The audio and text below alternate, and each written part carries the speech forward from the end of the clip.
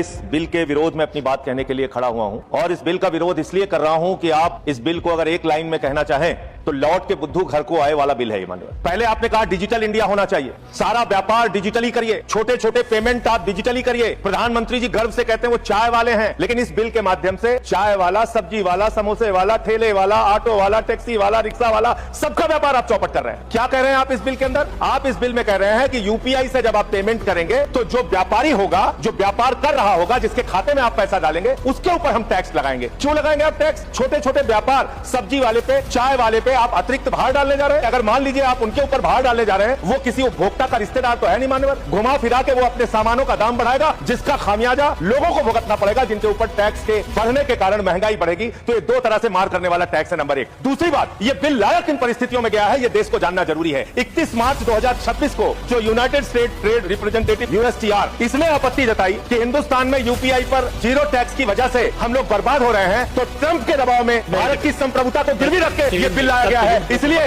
इस बिल के हम खिलाफ। मानव विदेशी दबाव में भारत की संप्रभुता को गिरवी रख के आप ऐसा बिल ला रहे हैं जिसमें फॉरेन इन्वेस्टर्स को टैक्स में 100% एग्जम्पशन दे रहे हैं, लेकिन जो हिंदुस्तान में छोटे छोटे व्यापार करने वाले लोग हैं उनके ऊपर आप टैक्स लगाने जा रहे हैं। मानवर ये सरकार कहती है यूपीआई के पूरे सिस्टम को मैनेज करने में आपको पैसा खर्च करना पड़ता है। अरे भैया, 27,000 करोड़ रुपए तो आपने सिर्फ मिनिमम बैलेंस चार्जेस के नाम पे 2 साल में देश के करोड़ों उपभोक्ताओं से ले लिया। तो इसलिए मैं आपके माध्यम से कहना चाहता हूं सरकार से, ये बिल इस देश के आम आदमी के खिलाफ है, छोटे व्यापारियों के खिलाफ है। इस बिल के विरोध में अपनी बात कहते हुए अनुरोध करूंगा कि इसको वापस लिया जाए।